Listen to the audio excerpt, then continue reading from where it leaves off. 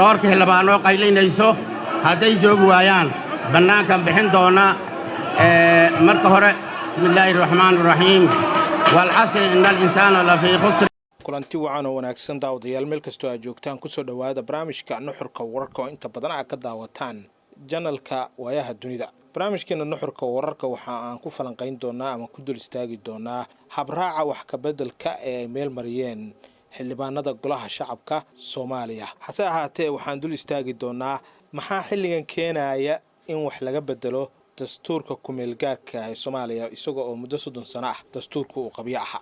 xilligan in wax laga bedelo yeedani ugu jirtaa waa kuwee qodobada wax laga bedelayo oo u baahan in xilligan la dhameystiro.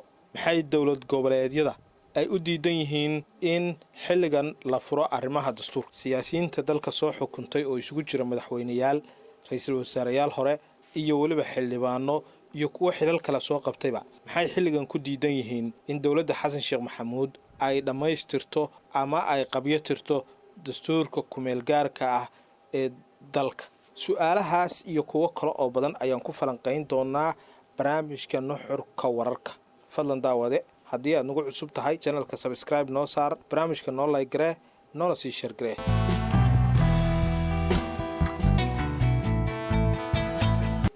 ku bilowna xildhibaanada labada aqal ee baarlamaanka Soomaaliya ayaa maanta waxay cod aqlabiyad leh ku ansixiyeen habraaca wax ka bedelka dastuurka ku meel gaarka ah. waxaa ogolaaday habraacan in wax laga bedelo 180 xildhibaan halka ay diideen 30 xildhibaan sida uu ku dhawaaqay guddoonka golaha shacabka Soomaaliya.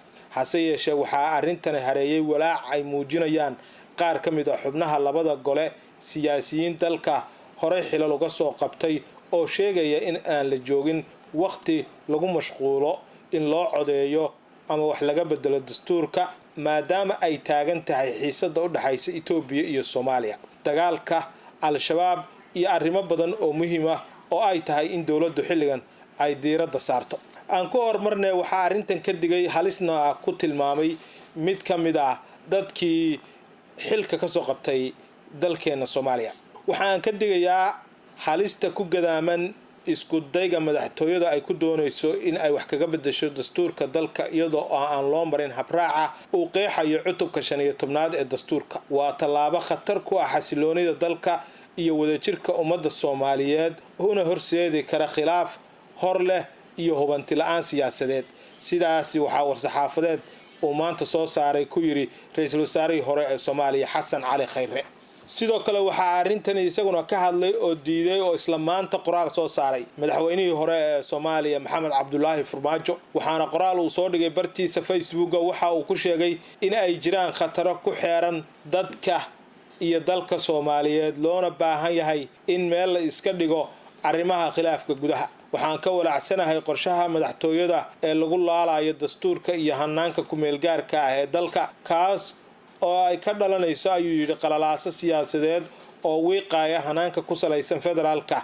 sidaasi waxaa yiri madaxweynihii hore ee Soomaaliya Maxamed Cabdullaahi Farmaajo. muddooyinkii ugu dambeeyay ayaa waxaa sidoo kale siyaasadda Soomaaliya hareeyay khilaaf cusub oo u dhaxeeya dawladaha Itoobiya iyo Soomaaliya oo la xiriira isafgaradkii ay bishan kowdeedii ay kala saxeexdeen Itoobiya iyo waliba Somaliland. dhanka kale xildhibaan Mursal Maxamed Khaliif oo la hadlay warbaahinta ayaa waxa uu sheegay in codeynta maanta ay ahayd habraaca lagu dhameystirayo wax ka bedelka dastuurka. habraacan waxaa in muddo ah ka soo shaqaynayay ayuu yiri xildhibaanka guddiga labada aqal ka kooban.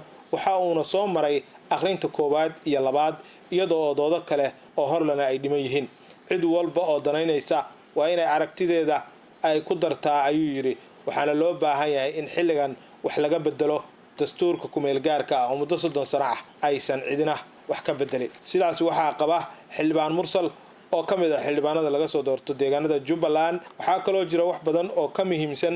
xildhibaanka ayaa waxa uu yiri waxaa jira oo kale waxyaabo badan oo muhiim ah sida in dalka ay ka dhacdo doorasho qof iyo cod ah oo dadka ay soo doortaan xubnaha ku metelaya aqalada sharci dejinta iyo xubnaha ugu sareeya xukuumadda oo ugu horeeyo oo uu kow ka yahay madaxweynaha Jamhuuriyadda Federaalka ee Soomaaliya. maadaama taasi la qorsheynayo waxaa muhiim ah buu yiri in la dhameystiro dastuurka ku meel gaarka ah oo muddo badan xayirnaa. marka la eego doodaha maanta ku saabsan ee wax ka bedelka dastuurka ee la doonayo in looga gudbo nidaamka baarlamaaniga ah waxa ay mas-uuliyiinta qaar ay qabaan in la tixgeliyo arrimaha qaar sida uu bartiisa X oo horey loo oran jiray Twitter uu ku qoray Dr. Cali Siciid Fiqi oo mar soo noqday gudoomiyihii baarlamaanka koonfur galbeed. Shuruudaha sharciga ah iyo habraaca wax ka beddelku waa inuu u hoggaansamaa shuruucda iyo sharciga iyo habraaca ku xusan dastuurka.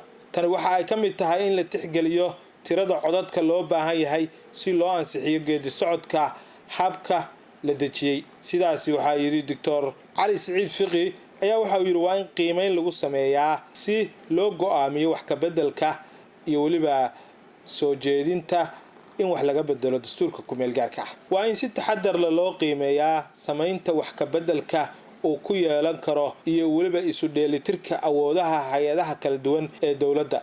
Qodobkani waxa uu door muhiim ah oo ka ciyaaraya ilaalinta nidaam dimuqraadi ah oo caafimaad qaba ayuu qoraalkiisa ku sheegay. wuxuuna intaa uu ku daray waa in la tixgeliyaa heerarka taageerada dadweynaha ama diidmada wax ka beddelka la soo jeediyay. waxaa lagama maarmaan ah ayuu yiri in la falanqeeyo wax ka beddelka la soo jeediyay inuu keeni karo suuragalnimada isbeddello awoodda ah iyo waliba fahamka saameynta siyaasadeed. tallaabada xigta ayaa la filayaa in ay noqoto sidii dastuurka wax looga bedeli lahaa maadaama la meel mariyay habraaci loo mari lahaa wax ka beddelkaas.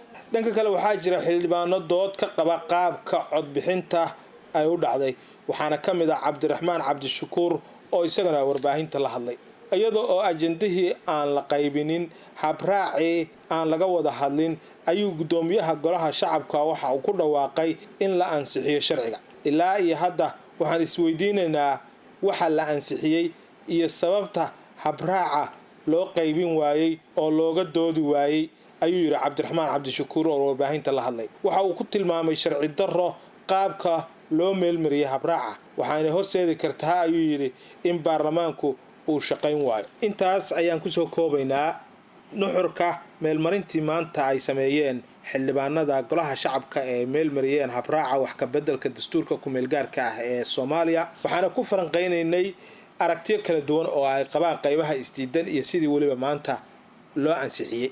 inta aan ku kulmayno barnaamijka lamid ah waxaan idinkaga tegaynaa sidaas iyo nabadgelyo. wassalaamu calaykum waraxmatullaahi wabarakaatu.